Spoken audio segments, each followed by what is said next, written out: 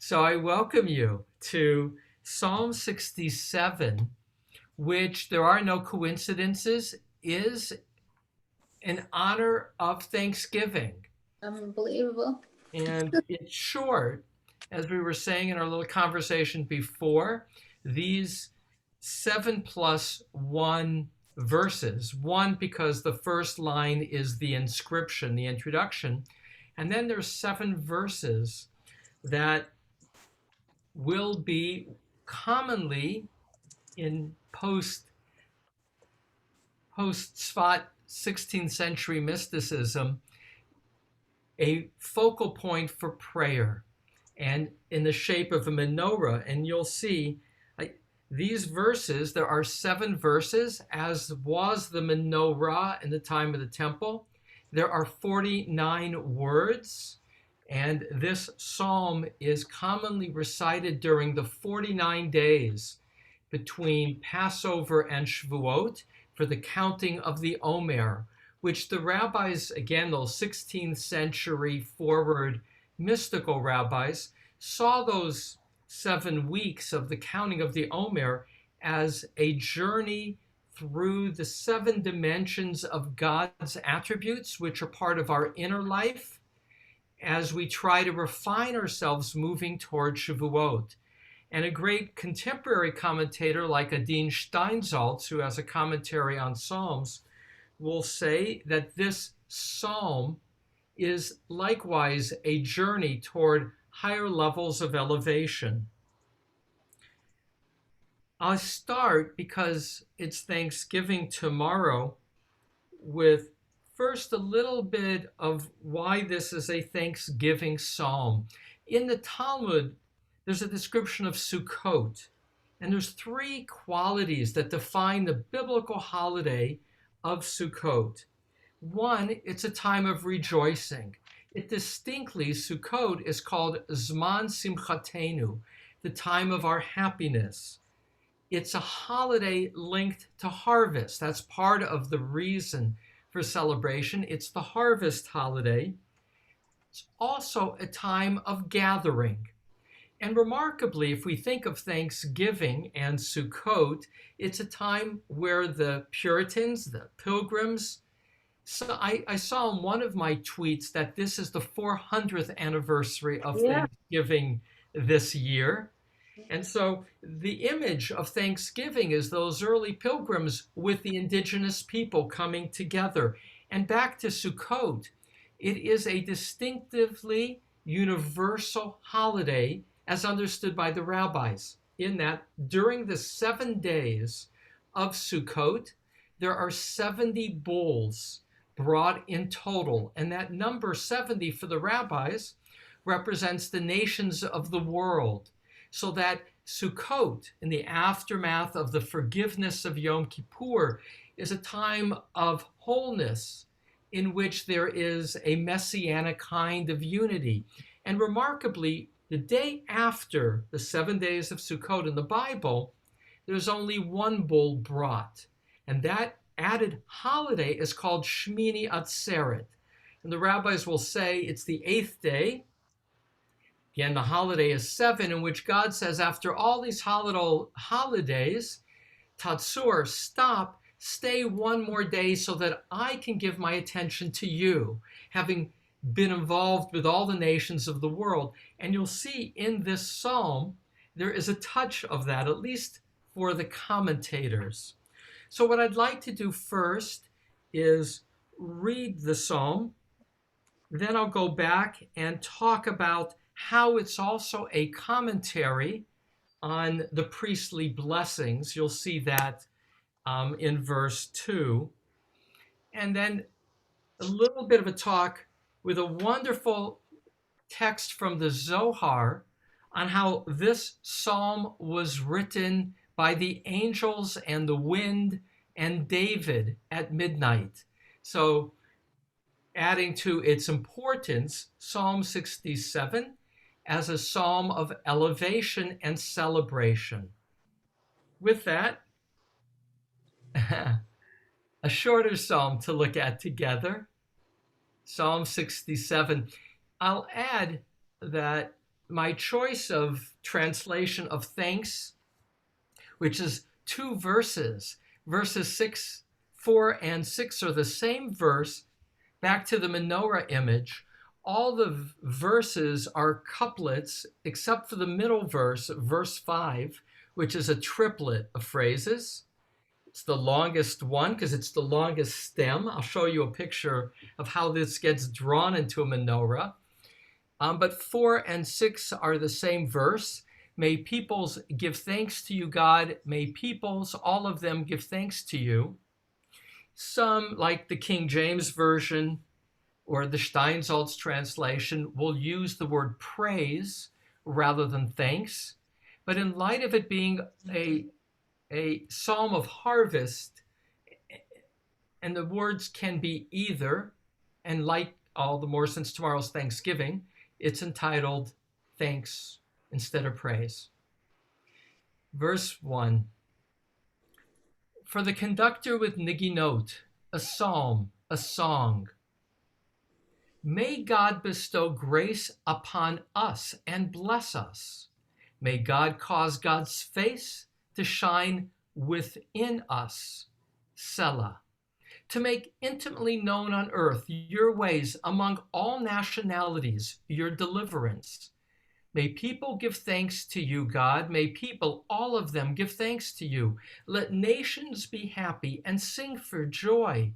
For you will judge peoples with equity, and to the nations upon earth may you guide them, Selah.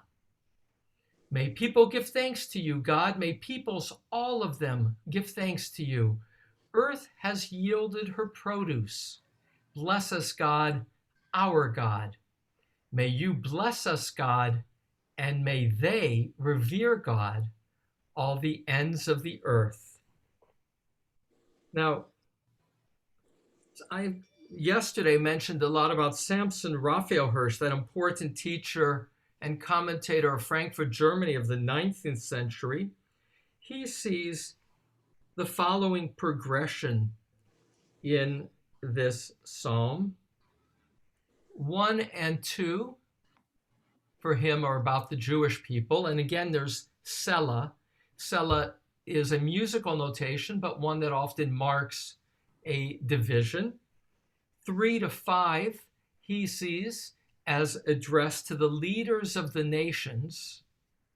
And then 6 to 8, all peoples having come together. That's just one way to see a division.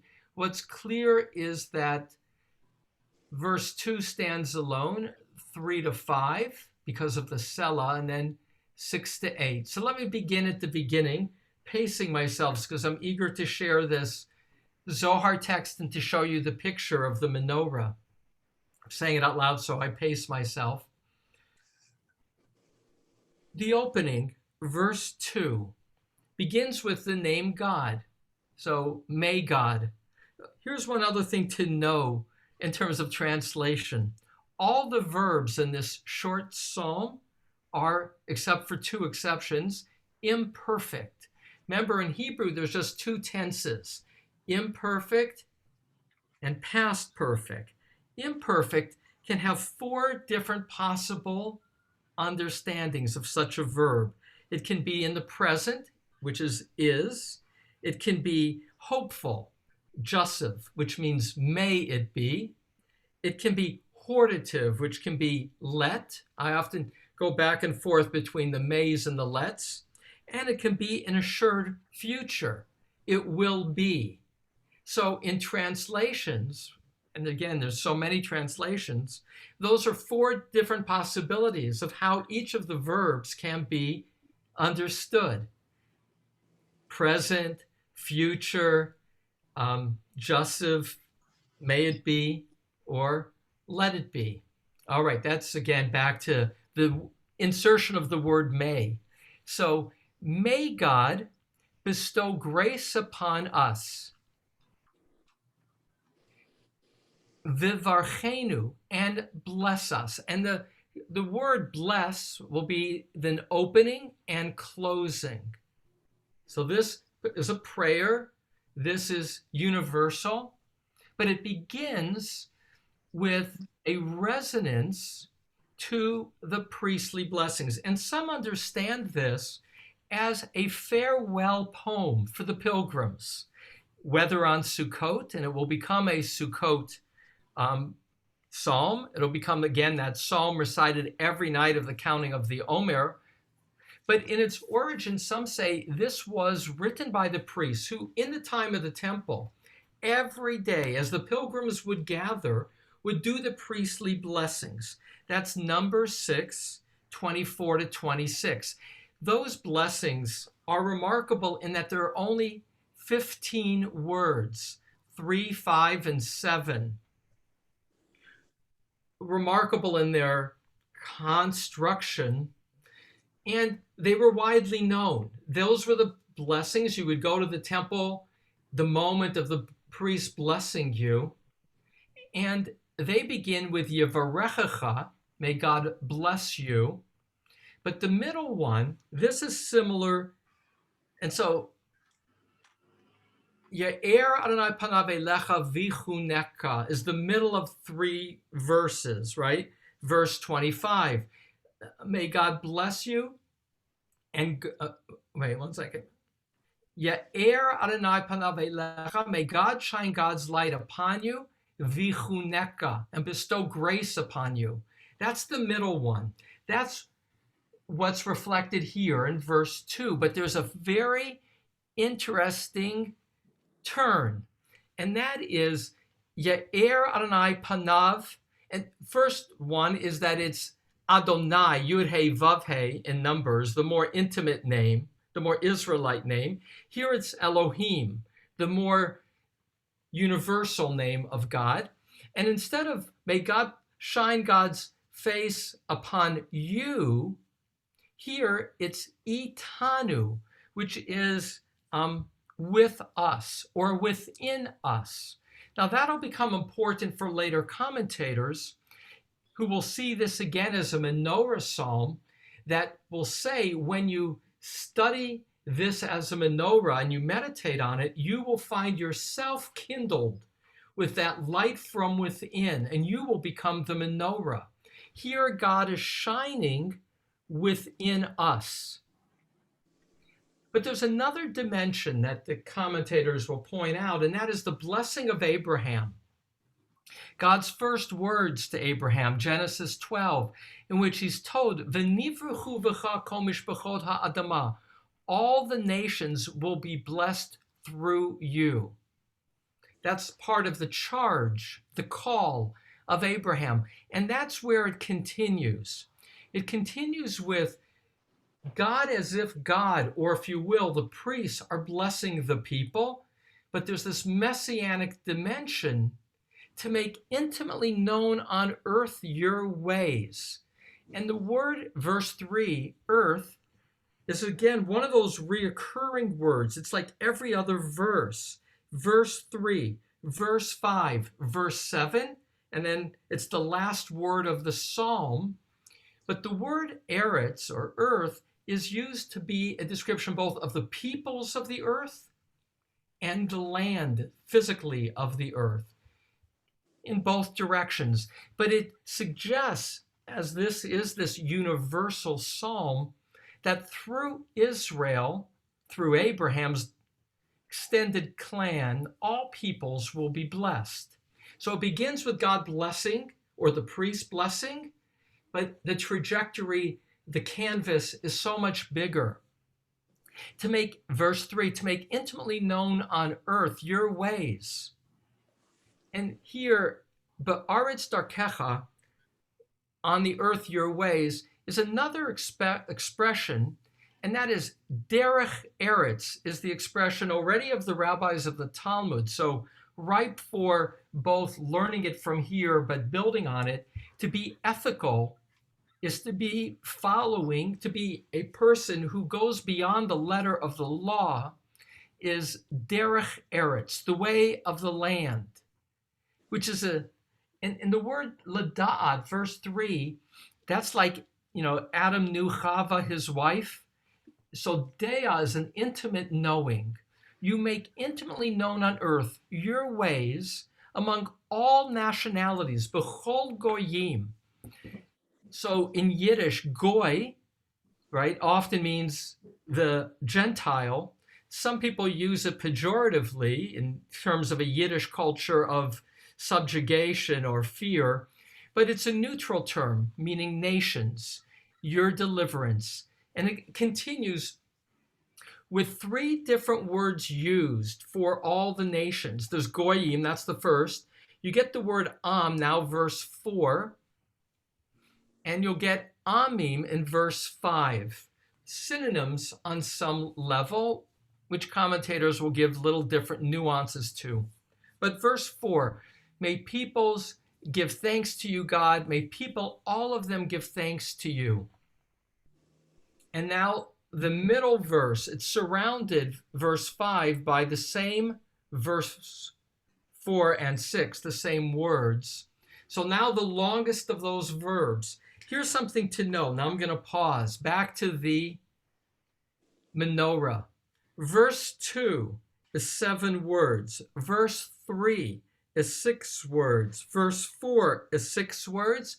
Verse 5 is 11. Verse 6 is 6. Verse 7 is 6. And verse 8 is 7. It's perfectly symmetrical in its composition.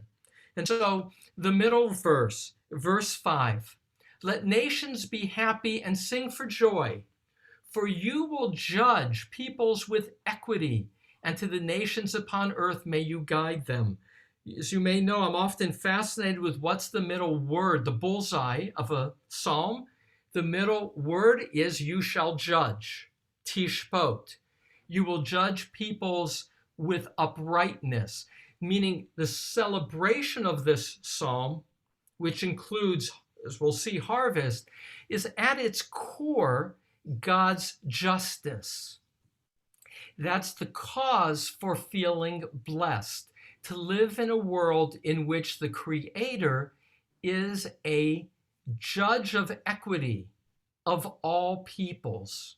And so you get the refrain, may peoples give thanks to you, God. May peoples, all of them, give thanks to you. Verse 7, here's the harvest. Earth has yielded her produce. Bless us, God, our God. I gave you that description of Sukkot and then that added day with the Shmini Atzeret, which God gives Israel attention. So the added word here, our God, one of the great teachers of Hasidism, Levi Yitzchak of Berditchev, said that this is the reward, our God. That if Israel indeed lives in a way that models justice, that is a light to others, that fulfills Abraham's promise of being a person who pursues justice, then other nations will follow Israel in worshiping God. And in the midst of that success, God will say to the star student, the exemplar, I have a special relationship with you. You are Eloheinu, our God. And now the closing pulls it together, verse 8. May you bless us. So again, as it opened with blessing, may you bless us, God, and may they revere God, kol afsei aretz, all the ends of the earth, back to the universal. So there's this kind of back and forth between the pilgrim, the Israelite, with a mission that's universal, and God being a judge of equity for all in celebration. Benji Siegel entitles this particular psalm an ideal to believe in, IDYLL. So there's this idyllic dimension of this psalm. It's short. Let me show you the menorah at this point. 1 second. This is how the verses are laid out, with the 7 verses. And you can see the middle verse is the longest. As I said, that's 11 words. When we studied together Psalm 16:8, we talked about Shavitis. Psalm 16, verse 8 is Shaviti Adonai lenegdi tamid. I will always place you before me. And we looked at a number of those Jewish mandalas. Well, this menorah of Psalm 67 is the most common image on a Jewish mandala. So the psalm we're at now, Psalm 67, which felt a long way away when we were studying Psalm 16, the image of Psalm 16 is, I will always place you before me, which in a tradition that was not oriented to representational art, did create a very developed religious art that was often before the prayer leader, and usually with this menorah as part of that focal point. For the rabbis will say, there is a teacher born in Spain in 1480. His name was Rabbi Meir ben Ezekiel ibn Gabbai, to 1540 when he would be in Tzfat. And that was the emergence of Tzfat in the 16th century of this creative surge of Jewish mysticism. Well, this particular teacher from Spain to Tzfat would say, when you study this menorah and you use it as a focal point for meditation, for prayer, it provides protection for you and success. Dimensions, again, of the theme of this psalm. So that's one of many different examples of how the verses enable this perfectly symmetrical menorah. I'll add another piece in terms of the mystical commentary. The menorah in the temple had to be made from one piece of gold. In that sense, the menorah became, again, for those mystical commentators, the model of multiplicity within unity, right? One piece of gold. And I'll add one other piece of those mystical commentaries. Rashi, the great Bible commentator of France of the 11th century, commenting on Exodus 25:35, which describes the menorah, will say there are 42 parts, bowls, knobs, and flowers, plus the 7 branches equals 49.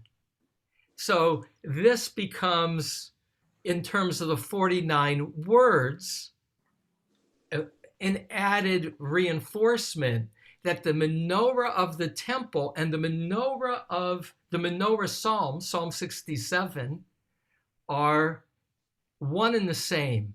And so here is a little reading from the Zohar. It's actually taken from an essay. I could see this scholar who wrote this, called The Menorah Psalm, Schubert Spiro. So he cites the following image from the Zohar. So I'm going to read you a paragraph in the 5 minutes we have to show you how, with all those elements, for these mystics, right? Sfat, Zohar. Zohar is earlier. That's 1300 when it gets edited. But this psalm becomes not just the words of a priest.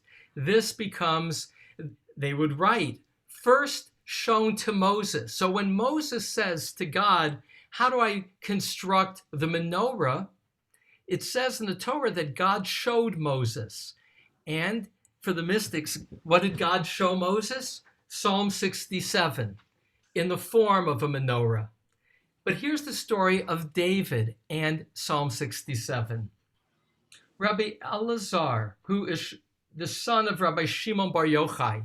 Shimon Bar Yochai is the mystic who's traditionally given prime credit for writing the Zohar. So his son, Rabbi Elazar, the two men who hid out in the cave for 13 years amidst Roman persecution. Rabbi Eliezer meditated on the words of Psalm 67, God be merciful to us, right? Verse 2, Chanenu. Said Rabbi Elazar, King David rose and praised and thanked the Holy King. He was studying Torah at the moment when the north wind rose and touched the strings of his lyre so that it made music. Now, what was the song of the lyre? See now. When the Holy One moves toward the chariots and the hosts to give nourishment to all those supernal beings, all are filled with joy and song. They began, this is now the angels, they're hymning with the words, God be merciful to us and bless us and cause God's face to shine upon us. That's verse 2. And the harp, which was on David's door, the lyre, when it is played upon by that wind, so the wind came, and the wind would sing coming through the lyre. Now verse 4, let all peoples praise you, O God, let all peoples praise. As for David, when he was awakened with the Holy Spirit having moved him, he sang, and now verse 7, then shall the earth yield her increase, and God, even our God, shall bless us. God shall bless us in all the ends of the earth. That's actually verse 5. This he's saying so as to draw down the goodness of the Holy One from above to the earth below. Later, David arranged all these verses into one song, Shir HaNiginot, the song of the harp. And so that's a description from the Zohar, how Psalm 67 is this combination in terms of its emergence between the angels beginning with the blessing, with the wind itself singing the verses as they awoke David every night with the north wind, which is an image from the Talmud, and that David, so that the angels sing, the wind sings a song, and then David sings in response, the great hymn maker. And the rabbis then, with this kind of added dimension of the mystical origins of this psalm, would draw it into this menorah, and in Eastern Europe in particular, but in Sephardic communities as well, when the prayer leader would stand at the Amud, the prayer stand, this menorah of Psalm 67 was the invitation for both focus, but illumination, like a menorah, becoming a vessel for God's blessing, God's light, and the image that the light was not just for those in the room. The light was a universal light as God was calling all into celebration. And so Psalm 67 seems well timed for Thanksgiving. It is the Thanksgiving psalm. Sukkot, the Thanksgiving holiday that the pilgrims, some say, modeled Thanksgiving on, and that took on, in Jewish mysticism, far more significance. With that, and with everybody on the screen, it's nice to see the screen together. A few reactions to Psalm 20. I did share with you in my mailing that creative reading of Psalm 67, which I might read at the very end if you didn't see it, as a Thanksgiving psalm. So to conclude with that in honor of Thanksgiving by Stephen Mitchell. Any reactions or questions about Psalm 67? Go ahead, Lainey. Oh, thanks. So this was beautiful, really beautiful, with all the mystical meaning and the menorah and everything. But Fantastic. Thank you. So there was a really interesting show on PBS about the pilgrims. I don't know if any of you saw that. Like this No. family. It's either American Masters or some PBS show. So if you have a chance, look for it because it really goes into depth how religious they were and all this and their troubles and travails and so. But thank you. This was great. I did look just a little bit this morning because I wanted to double check the 400th anniversary. I'd only seen it on a Twitter and I didn't see it documented. So when I went to Wikipedia this morning to look up Thanksgiving, I didn't get the exact date, but I did get the image of the leading American presidents. So Washington was the first to acknowledge a Thanksgiving celebration, but Lincoln was the first to call it as a national holiday. And then it was FDR who helped rearrange the time, who are three of the great luminaries of our own nation. And as a reminder of the history of Thanksgiving, that is again grounded in the Puritans' celebration of harvest, but it's not among themselves alone that Thanksgiving is celebrated. They did it again with the indigenous people, lending to this whole image of Psalm 67 that Thanksgiving is to be done to the source of creation. Any other thoughts or questions about Psalm 67? It's not Rich, but no, I don't know how to change. I don't know how to change my iPad to my name. I tried everything, but okay. Tell me again your first name. Anyway, it's Mary. Oh, good, thank you, Mary. Go ahead. Yeah, I'm a new member. I just wanted to say on the article in the LA Times about the 400th anniversary, that really caught my eye too. And the parallel with the epidemic that wiped out 9 out of 10 indigenous Indians with the smallpox plague. Just unbelievable. But on Psalm 67, my favorite lines, like in prayer service, has always been line 2 and 3, and I love now to see it here in the Psalm. It's exactly what I'm praying for. May He, His countenance shine upon us, and your way be known on earth, and your salvation among all nations. Being the individual and then all of us. So anyway, I'm glad to see it here. Well, I'm glad, Mary, that you again are coming back to the starting point. And I sense, in terms of the origins of this psalm, again, it was the priests who would bless the people. And so verse 2 reflects that quality of the priestly blessing, but with that significant change, which is not bless you, but bless within us.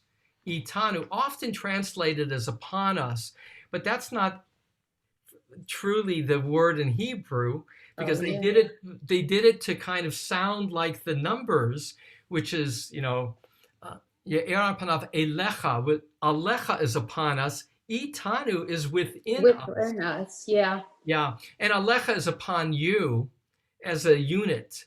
This is back to your comment, Mary. There's a sense of each individual getting placed. It's in the plural, not the singular, as in the priestly blessing as well. Yeah. So let me just, because tomorrow is Thanksgiving and everybody may not have read my letter, let me just close with reading the Stephen Mitchell, who's a literature poet, or professor, an interpretive translation of Psalm 67. It's on page 118 in our siddur, or Lev Shalem, and it seems well suited for our Thanksgiving tables. Bless us, Lord, with your peace.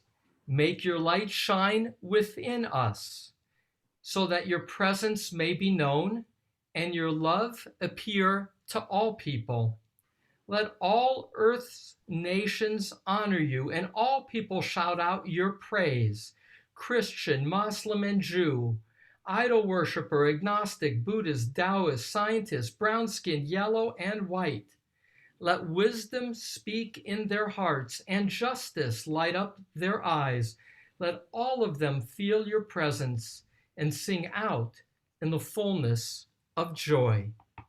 So thank you all for sharing in Psalm 67. May it lead us all toward indeed a Thanksgiving where we may not be gathered how we would normally expect, and yet much to harvest in terms of Thanksgiving. So we conclude each time with Kaddish, so those honoring a loved one can bring that memory into our midst. If anybody would like to join, I invite you. Yitkadal v'yitkadash shemei rabbah. Amen. Bi'alma divra kirute v'yamlich malchute. B'chayechon uvyomechon uvchayedecho beit Yisrael. Ba'agala uvizman kari v'imru amen. Yehi shmei rabba mevarach le'olam omei omaya. Yitbarach v'yishtabach v'yitba'ar v'yitromam v'yitnaseh v'yitadar v'yitaleh v'yitalal shemei kudsha b'richu le'ela mikol birchata v'shirata tushbechata v'nechemata damiran bi'alma v'imru amen. Yehi shama rabat min shemaya v'chayim aleinu v'al kol Yisrael v'imru amen. Amen. Osei shalom b'mamav hu ya'aseh shalom aleinu v'al kol Yisrael v'kol yoshvei tevel v'imru amen. Thanks to each of you for joining. I wish you all a happy Thanksgiving and a Shabbat Shalom on the other side. Next week on Tuesday, we'll continue with Psalm 68, which in contrast to today's psalm is 36 verses and an overview of biblical history. So I look forward to seeing you next week. Happy Thanksgiving. Much